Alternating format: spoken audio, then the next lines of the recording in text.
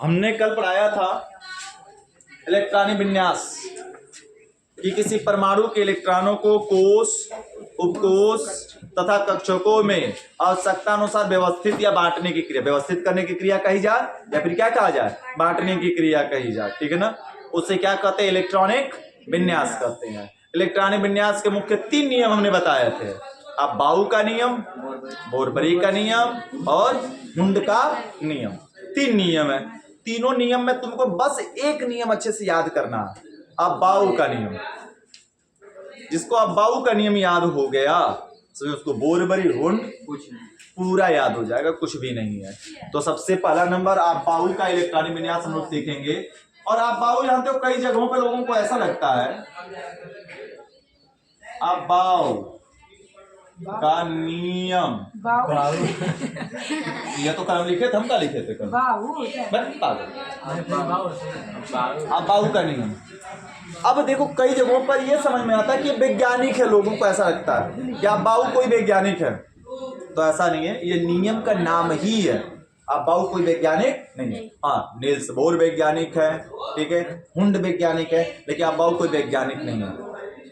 ठीक है ना, जैसे ओम का नियम है वैसे ही आप बाउ का नियम है। ओम ने नहीं दिया था ओम का नियम, क्यों ने दिया था? चाचा ने। अच्छा, ओम ने, अरे ओम की नियम की बात करें जी।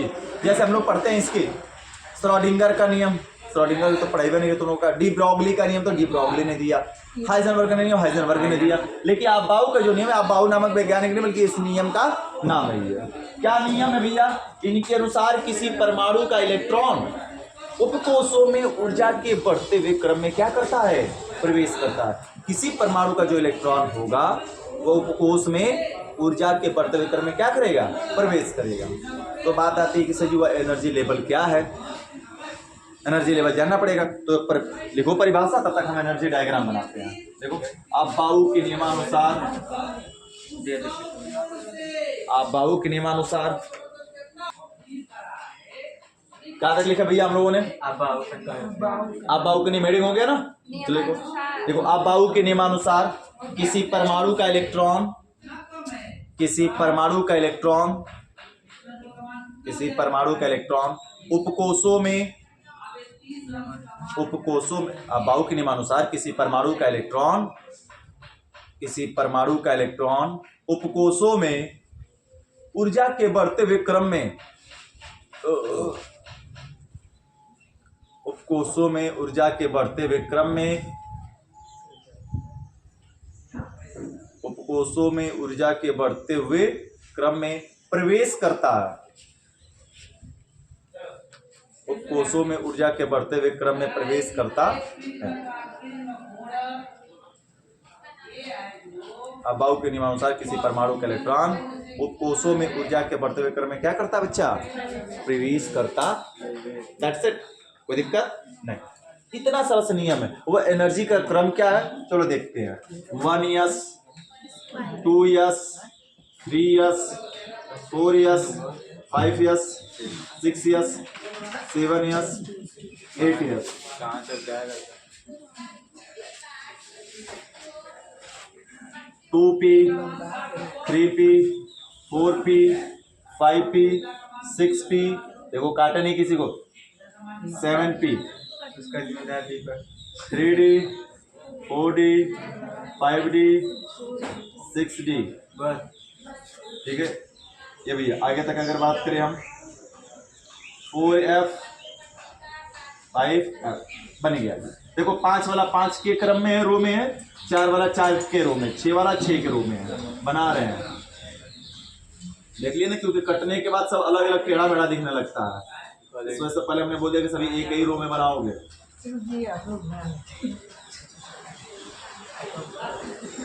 बन जाए क्या संभव क्या? एक दो लाइन से गाचे के हुए ना। हाँ, लाइन से खींचना ही वही नहीं हो रहा।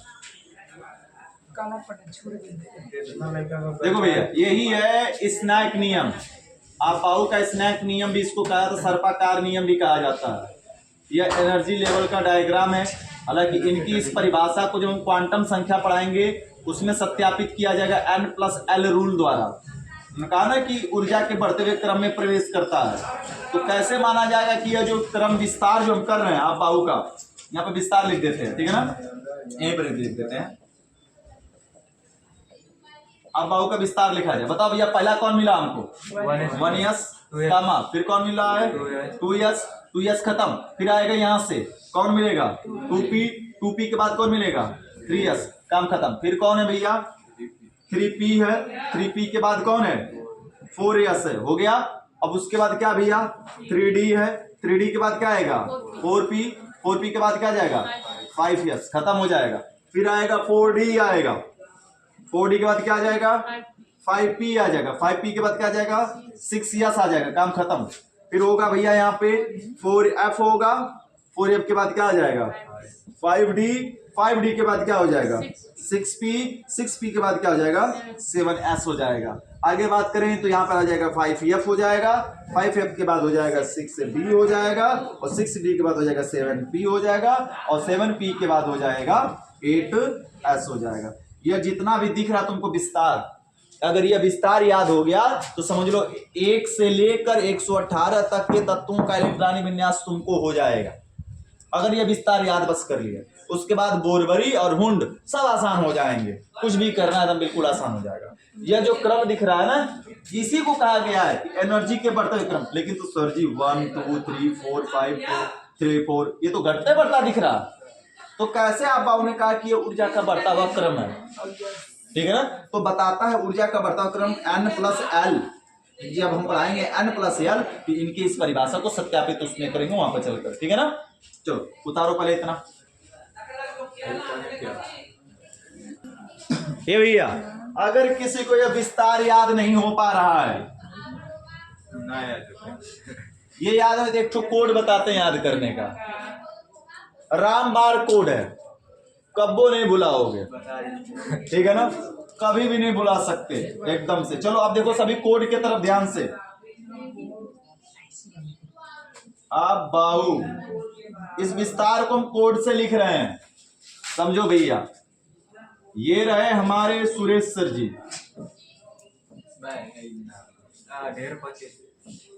ठीक है, नहीं जाने तो अच्छा नहीं लगेगा, सुरेश सर जी नहीं है ये कोई मुकेश नाम का लड़का है,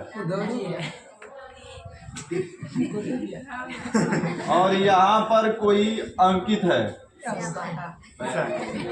ये अंकित बैठा है बगल में ना, ये अंकित है। अरे ये अंकित नहीं, छोड़ो जाओ, कहाँ झगड़ा करो, अंकित को बदल देते हैं। अंकित नहीं है ये कोई मान लेते मुकेश हो गया, यह हो गया अरोरा, अरविंद सजी कर देते हैं, तो मुकेश और रमेश हो गया। मुकेश रमेश दोनों शाम को दोस्त थे, काफी घनिष्ठ मुलाकात होती है शाम को। अब समझ लो भैया शाम को मुलाकात हुई होगी तो फिर क्या किए होंगे, ठीक है ना। पैक लगाए हल्का हल्का बेचारे, क्योंकि पैसा था नहीं, थोड़ा मोड़ा मिलाकर आधा आधा पैक लगाकर चले गए। तो जो रमेश था यह घर चला गया, मिटा देते हैं, ये घर गया, घर जाकर बेड पर सो गया। यहाँ पे इसका बेड लगा है, खिड़की थी, खिड़की पर तो दिखाई दे रहा है, बेड पर ही सो गया, ठीक है ना, बेचारा लेट गया। मुकेश कुछ समय बाद गया, क्योंकि इसका कुछ ये लेकर चला आया था। दरवाजा खटखटाता है, अंदर से एक मोहतरमा निकलती है, जो रमेश की क्या थी, पत्नी थी, ठीक है। ये निकलती हैं, ये पूछता है कि रमेश कहाँ गया। इनकी एक गलती, गड़बड़ बात ये है इनकी पत्नी की कि एक ही शब्द को 2 बार रिपीट करती हैं। एक ही शब्द को कितनी बार?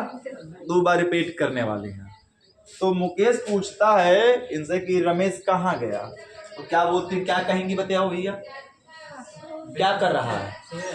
सो गया, सो गया, सो गल मना गया रिया के, सो गया, सो गया, ठीक है।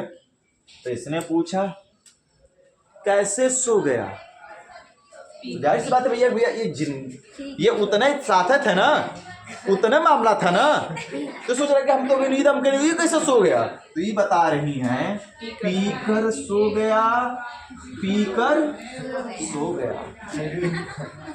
तो ये पूछा भैया कि मन में सोच रहा हूँ तो पी लेने के हमके नींद ना आवत, ये कैसे सुध गल? तो का पी कर सुध गल? दारू पी कर सो गया, दारू पी कर सो गया। ठीक है, फिर कह रहा है अरे थोड़े थोड़े तो हम लोग पिए थे, इतने में कैसे उसको नींद आ गई? तो करे नहीं, फिर से घर पे आया, फिर से दारू पीकर सो गया, फिर से दारू पीकर सो गया। हो गया विस्तार। अब बताओ दिख रहा है कि नहीं इसमें? हाँ, इसमें तो नहीं दिख रहा है। 1 मिनट थोड़ा सा नीचे कर देते हैं इसका मुंडी, ठीक है ना? फिर से दारू पीकर सो गया, फिर से दारू पीकर सो गया। तो याद रहेगा? फिर से रिपीट कर लो। सो गया, कैसे सो गया? पीकर सो गया, पीकर सो गया। क्या पीकर सो गया? दारू पीकर सो गया, दारू पीकर सो गया। थोड़ा सा तो पिया था, नहीं, फिर से दारू पीकर सो गया और फिर से दारू पीकर सो गया। अब चलो ट्रिगर करते हैं पॉइंट। जरा याद रखो भैया, एस की गिनती कितने से शुरू होती है? नंबर 1 से शुरू होती है। कर दो गिनती। 1 2 3 4 5 6 7 एंड 8। पी की गिनती कितने शुरू होती है? 2 से। एक एक घटता चला जाएगा क्रम, बस क्रम तुमको याद रखना है। एस की 1 से, तो पी की गिनती कितने से? 2 से।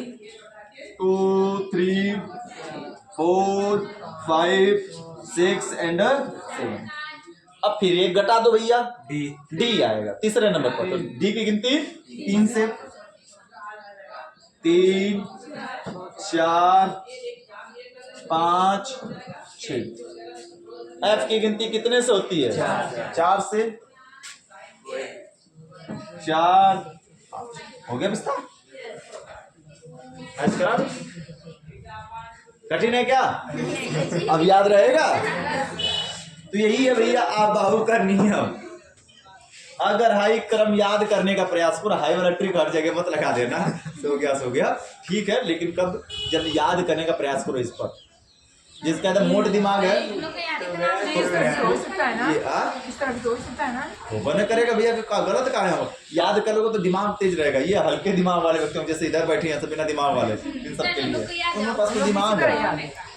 अब समझो भैया, अब हमें करने के लिए कर रहा है इलेक्ट्रॉनिक विन्यास किसका? ये दिया कि थोरियम Z बराबर 90 का इलेक्ट्रॉनिक विन्यास कीजिए। कुछ नहीं करना भैया, ये समझो भिखारी बैठे हैं सब। क्या बैठे हैं? भिखारी। इलेक्ट्रॉनिक विन्यास का सिंपल सा रूल समझो आप होगा। इलेक्ट्रॉनिक विन्यास समझा रहे चल रहे हैं, विस्तार याद हो गया ना? अब विस्तार तो एक बार में समझ में आ जाएगा।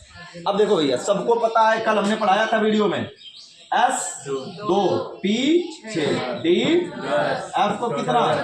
इससे कम चले इस, लेकिन इससे अधिक ना चले इस। शुरुआत में तो आप बाहु ने कहा था, समझो हम मान लेते वैज्ञानिक है, ऐसा समझ कर करें, लेकिन वैज्ञानिक नहीं है, इस बात को समझो। आप बाहु ने कहा था कि इन भिखारियों में जो तुम पैसा बांटोगे, इलेक्ट्रॉन जिसको जितना चाहिए शुरुआत में उसको आवश्यकता अनुसार पूरा देंगे। जैसे राजा भोज थे, जिसको जितना इच्छा होती तो उसको इच्छा अनुसार उसका दान करते थे, देते थे। ठीक वैसा ही यहाँ पर आप बाहु के द्वारा जो इलेक्ट्रॉन है, जिसको जितनी इच्छा होगी उतना हम क्या करते रहेंगे। अब जो भैया हम बांटते गए, अब आखिर में कौन आ गया कि नहीं हमको इतना चाहिए, हमारे पास इतना नहीं बचा, तो लास्ट में हमें कम देना पड़ेगा ना उसको। बस वही बात लास्ट में आएगी। बताओ भैया 1 यस पहले आया, यस को कितना देंगे? 2p आया, 2 यस आया, 2 2p आया, 3 यस आया, 2 3p आ गया, फिर आ गया 4 यस, यस को 2, डी को 10, 4p, p को कितना? 6, s को 2, d को कितना? 10, p को 6, s को 2, f को, d को, p को, s को 2, गिन लो 10। अब देखो ऐसे एक हाथ में बनाओ, मेरे पर गिनना कदा साफ साफ दिख रहा है। 6 4 10, 6 4 10, 10 20 30 38, 38 10 47, 50 56, 4 60 10 70, 80, 8 88। कितना बचा भैया हमारे पास इलेक्ट्रॉन? दुइया बचा ना, तो क्या ये आगे तक जा पाएगा अब? तो आगे का मामला निपटा देते हैं जी, आगे नहीं लिखेंगे।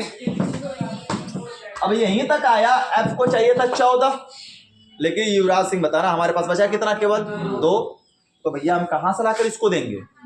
जो बचा मोहने देंगे, तो जितना बचा हम पूरा का पूरा इसको इलेक्ट्रॉन क्या करेंगे? यही बस नियम है बांटने का। अब बाबू का कठिन नियम है, तो सिंपल से इसको उतार के एक एग्जांपल ये उतार लो, एग्जांपल नंबर फर्स्ट, और एक एग्जांपल लगाकर हमको दिखा दो। तो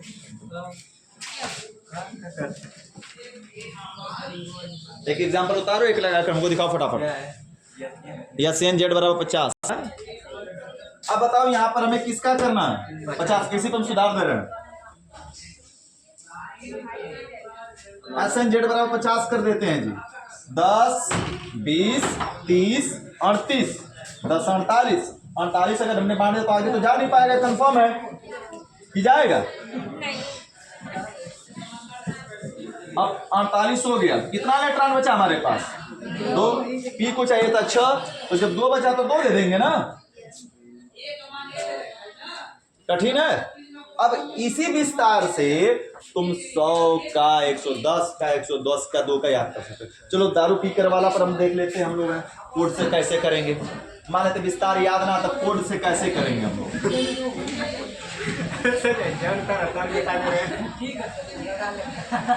नब्बे का कौन उतार? नहीं उतारा, 90 वाला ये तो उतार कर 5 पर और ये मिटा दिए।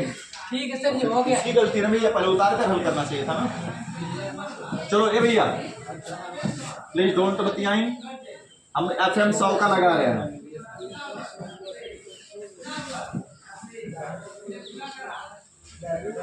चलो जी ए भैया FM 100 का कर रहे हैं। 100 का देखो, सबसे पहले कर दो कच्छा लिख दो। सो गया, सो गया, पी कर सो गया, पी कर सो गया, दारू पी कर सो गया, दारू पी कर सो गया। ठीक है ना? फिर से दारू पीकर सो गया, और फिर से दारू पीकर सो गया। नहीं, अब पहले बांट लेंगे, चेक कर ले बांट कर, क्या अधिक तो नहीं हो जा रहा। 2, 2, 6, 2, 6, 2, 10, 6, 2, 10, 6, 2, 14, 10, 14। FDPS ना? दारू फिर से छूट गया था ना, फिर से दारू पीकर सो गया। 6, 2 फिर से। अब देख लो भैया गिनो, 10, 20, 30, 38, 48, 50, 56, 60, 70, 80, 88। कितना बचा भैया? 12 ना। आपको चाहिए कितना? 14। तो 12 दे देंगे, काम खत्म। आगे 12 दिन काम खत्म, आगे जाएगा। अब क्या करना है? आगे कोषों की संख्या लिखनी है ना। एस की शुरुआत 1, 2, 3, 4, 5, 6, 7। पी की शुरुआत 2, 2, 3, 4, 5, 6। डी की शुरुआत 3, 4, 5, खत्म। एफ की शुरुआत 4। अब बताओ हो गया कि नहीं हो गया जी? समझ में आया कैसे करेंगे कोड से? तो 5 तो लिखे थे जब, या 4 तुम्हें नहीं लिखवाया हो? 4 और 5 हो गया। कोई दिक्कत? आसान है ना करना? चलो अब बोरबरी कल किया जाएगा, ठीक है।